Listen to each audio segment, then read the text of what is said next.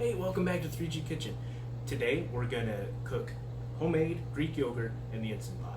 Now, the Duo model has this yogurt function, and this makes this almost foolproof.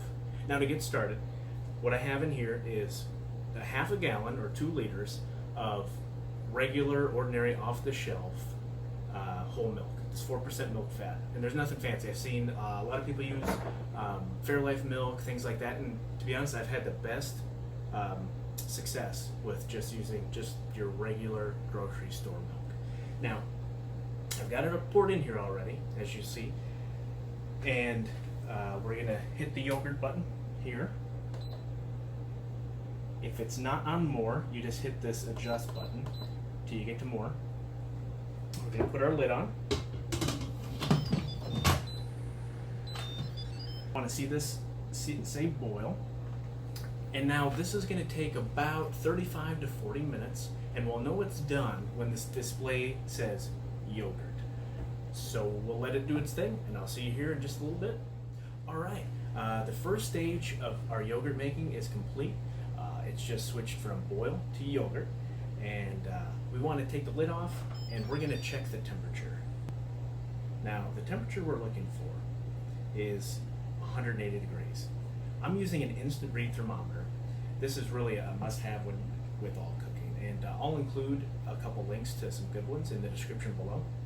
So we're looking at 186 degrees.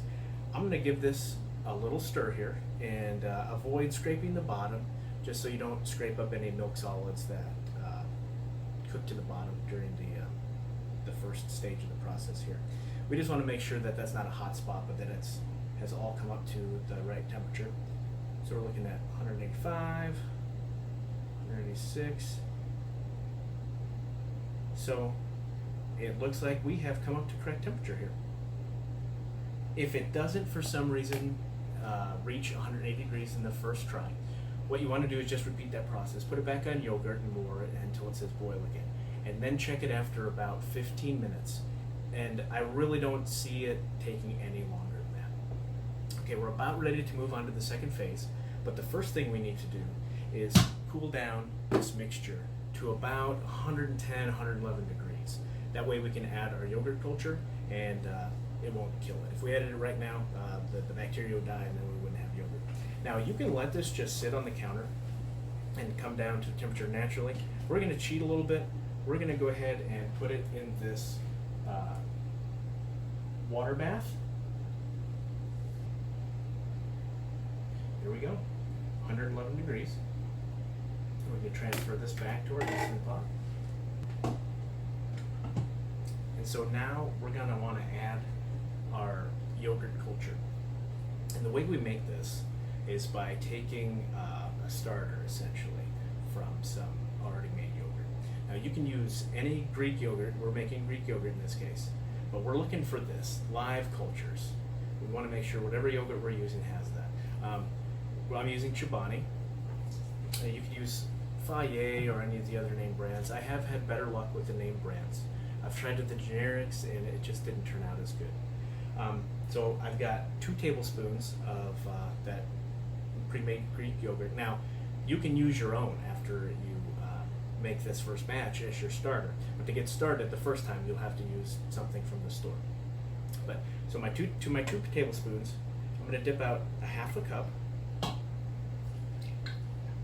I'm going to add it. I'm just going to stir this around with my silicone spatula just to get it mixed up. Now, once we have that mixed up, we're going to add it to our mixture.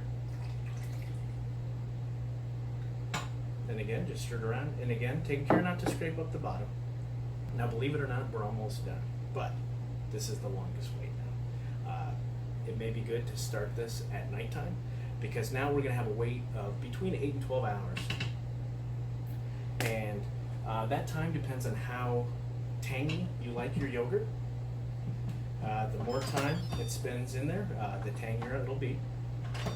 I'm kind of in the middle of the road myself. So we want to make sure we're off here. Push yogurt. Adjust it to normal. And somewhere between 8 and 12 hours. So I'm gonna choose 9 hours, and we'll let that go. And I'm gonna go take a little bit of a sleep, and I'll see you in the morning.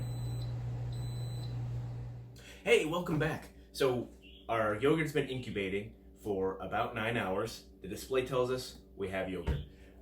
So now let's take a look and see how it went. Oh yeah, that looks great. Oh yeah, okay. So the next thing we want to do is stop the yogurtification process. That's not really a word, I just made it up. But what we really want to do is stop this from incubating any further, because if we let it sit, it would just get tangier and tangier. So we're gonna set it in the refrigerator for a few hours. And so you could just take this whole pot now, set it in your refrigerator, wait a couple hours, and it would be ready to eat yogurt. I'm gonna show you a trick that I do. I have a system set up here with just this giant coffee filter, this strainer, in this glass bowl.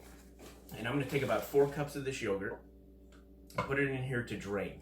This will allow a lot of that whey to drain off, and it'll become a lot thicker. It'll be about the consistency of spreadable cream cheese, and that's what we love to use it for.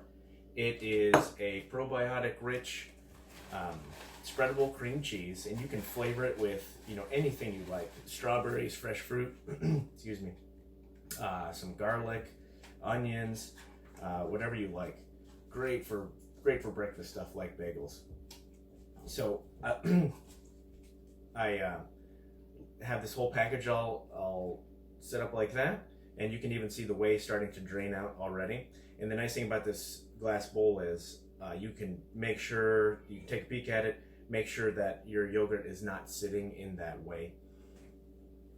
All right, so just gonna cover this. I'm gonna place it in the refrigerator, and we'll take a look at it in a few hours.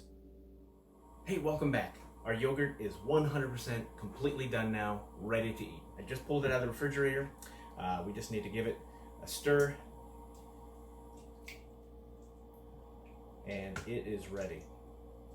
Now, you'll find as you try this, do you like it to sit for a little longer, a little less, a little more, depending on how you like the tanginess.